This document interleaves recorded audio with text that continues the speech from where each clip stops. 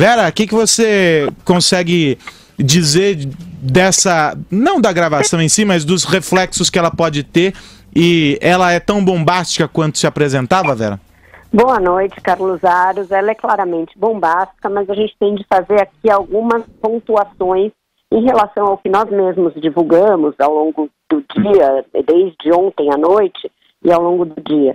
Em primeiro lugar, a frase mais destacada do presidente Michel Temer, tem que manter isso aí, viu? É dita, não depois do Joesley dizer literalmente que está pagando uma mesada para o Eduardo Cunha ficar calado. Portanto, aquela interpretação de que ele deu aval para se comprar o silêncio do Cunha não é assim tão literal. O Joesley diz antes que está mantendo uma boa relação, que está de bem com o Eduardo Cunha, e então Temer diz tem que manter isso aí, viu? E aí o Joesley fala assim, todo mês, e tem uma fala inaudível do Temer. Portanto, não é literal, a gente não sabe o gestual da conversa, porque não há vídeo, só áudio. Então, não se sabe o que mais o Ministério Público e o delator apresentaram como elementos probatórios de corroboração para se inferir que o Temer tinha conhecimento de que se estava pagando uma mesada para o Cunha. Isso é uma coisa. A outra é que há outros trechos graves, até mais graves que esse agora, ouvindo o conjunto dos áudios, sabe? Porque quando o presidente da República houve um empresário acusado em vários inquéritos dentro do Palácio do Jaburu, relatar que está comprando o silêncio de um procurador da República, comprando um procurador da República para lhe dar informações sobre uma investigação em curso, inclusive monitorando 2 juízes, e fala da prática de crimes em série. E o presidente diz, ótimo, ótimo, referendo essa conduta, não faz nenhuma admoestação e depois não toma nenhuma providência, você tem, no mínimo, um crime de prevaricação. Outra coisa que falamos ao longo do dia é que tudo isso estaria dentro da chamada ação controlada, que é um dispositivo legal por intermédio do qual a Justiça autoriza o monitoramento de ações para tomada posterior de providências para que se produzam provas.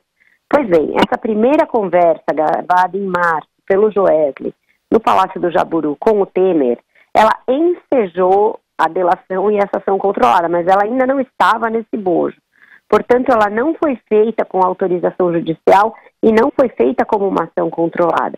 Ela foi feita por iniciativa do Joesley e a partir dessa apresentação dessa conversa é que ele propôs o acordo de delação, obteve e se passou a fazer uma ação controlada.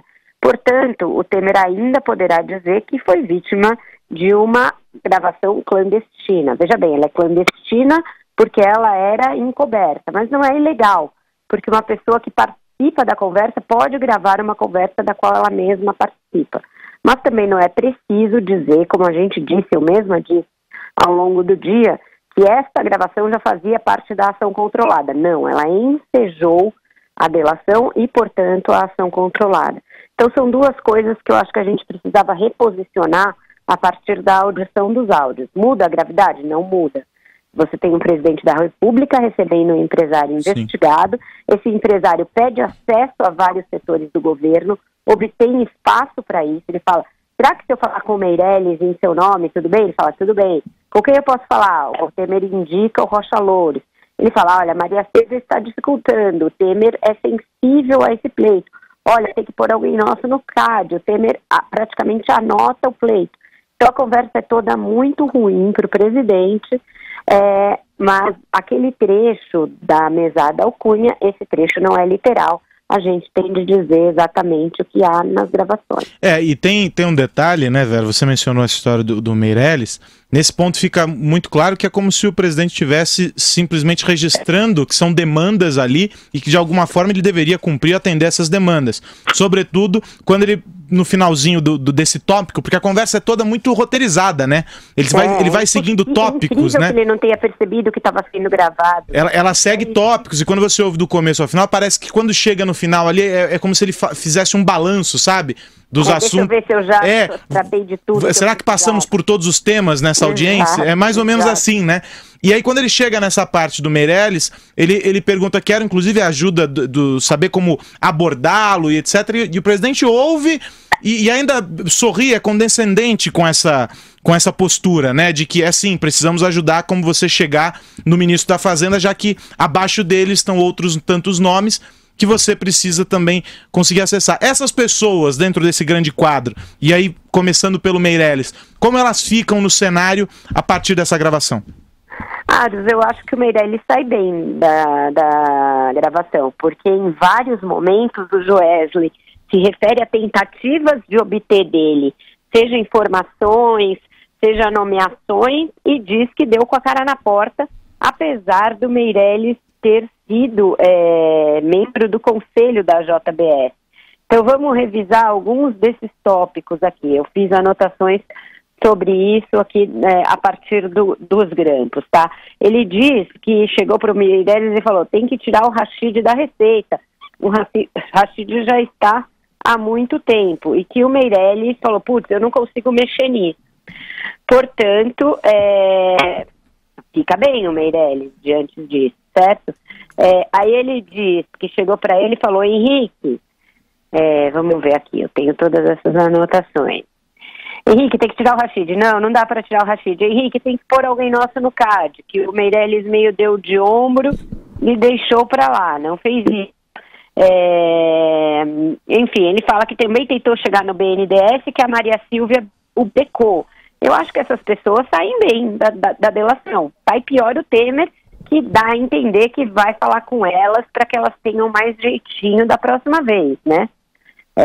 Portanto, ele fala, andei falando alguns assuntos com o Henrique, um dia eu falei com ele, e aí Henrique, o BC, como está?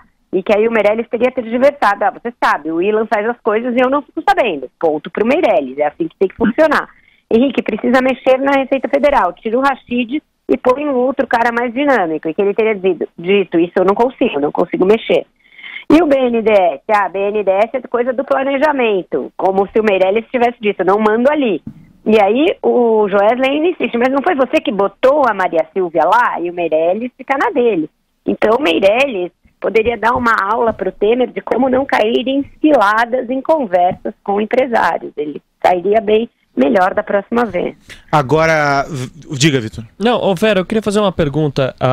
O presidente Michel Temer deu uma entrevista ao jornalista Gerson Camarote da Globo News e ele diz o seguinte: ninguém me chega aqui para pedir renúncia. Isso foi depois da divulgação dos áudios. Pelo contrário, todos estão pedindo aqui no Planalto para eu resistir. Vou resistir. Se precisar, eu vou fazer outro pronunciamento amanhã. Vou sair dessa crise mais rápido do que se pensa. Essa parece ser a tônica agora do discurso do Palácio do Planalto a partir de amanhã. Mas até que ponto vai essa resistência, Vera? O movimento mais importante neste momento é o da base aliada? Pois é, Vitor, a gente já viu isso com a Dilma, né? Quando ela ficou em negação por um bom período, inclusive ela não renunciou até sofrer impeachment.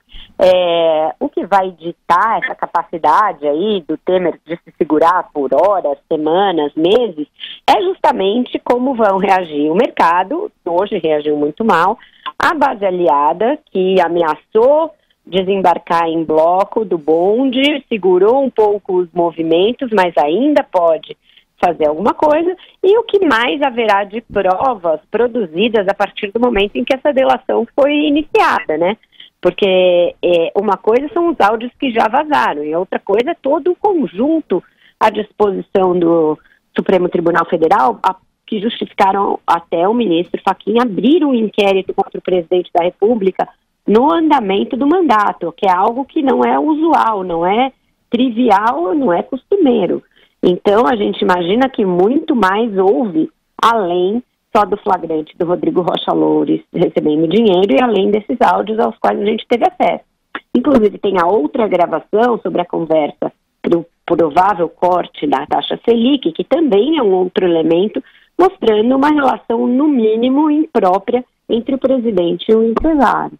Então, a implicação dos outros aliados também, como o PSDB, o senador Aécio Neves morre, né? Ele sai pior das delações do que o Temer, porque no caso dele tem muita coisa que ele fala ali, que ele toma a iniciativa de falar. E agora tem uma perspectiva de que atinja também Renan Calheiros e outros. Então eu acho que os desdobramentos das próximas horas vão mostrar se o Temer tem capacidade de se segurar como ele acha que tem. Ele está ouvindo muito assessores ali do Palácio que têm todo o interesse em que ele fique, porque se ele renunciar, eles próprios perdem também o foro privilegiado. Eliseu Padilha e Moreira Franco, por exemplo, não têm mandato, portanto não tem foro. Então eles dependem que o presidente permaneça e os mantenha para eles também, que são investigados no Lava Jato, terem foro. Então você veja que ele está sendo aconselhado por pessoas que têm todo o interesse em que ele fique. Podem estar omitindo a realidade dele. As próximas horas vão se encarregar de dizer qual é a capacidade dele permanecer ou não no cargo. E aí, claro, amanhã a gente contabiliza, né, Brown? Aqueles ministros que haviam dito que sairiam, os que sinalizaram sairiam, os que ficam, para saber como se reconstitui o ministério, né, Vera? Exato, isso aí então vai e não vai. O Bruno Araújo ameaçou sair, né? Não saiu. O Jungmann disse que ia, mas não foi. Então, o Aloysio Nunes a mesma coisa, né? Ficou o discurso que sairia e depois não. Eu acho que o único que saiu efetivamente foi o Roberto Freire, né? Da cultura. Até o momento. Até o momento. Vamos ter que contabilizar as baixas amanhã, Vera. Voltou também, né?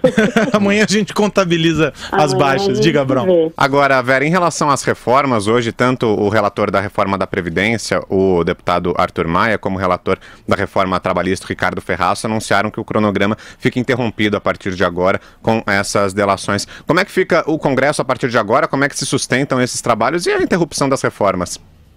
A gente vai ter que ver como eles reagem aos áudios, à divulgação dos áudios. Se eles comprarem, em alguma medida, essa versão que o Palácio está tentando dizer, que a montanha pariu um rato, como chegou a dizer agora o Jornal Nacional, e que os áudios não são devastadores para o presidente, eles podem até tentar, depois de uma tentativa de contenção da crise, retomar a negociação das reformas. Mas amanhã ainda vai continuar como hoje, um trem fantasma ali, uma casa praticamente vazia e com as pessoas negociando nos gabinetes alguma tentativa de recomposição política, Vitor. Eu acho que agora ainda não dá para se apostar em alguma chance de retomada nas reformas. Elas ficam ali hibernando até que a gente tenha certeza se o presidente é sustentável no cargo ou se, a despeito da literalidade deste ou daquele diálogo, o conjunto da delação acaba por mostrar que seu governo está corrompido e estava, sim, em conluio com um grupo econômico altamente investigado e que praticou os crimes que a gente está vendo aí em várias operações. Operação Greenfield, Operação Carne Fraca, Operação Bullish, Operação Lava Jato, Operação Zelotes, em todas elas tem a JBS no meio, e o que eles estão entregando aí na delação é coisa de muito volume que a gente ainda não tem a total dimensão. Vera,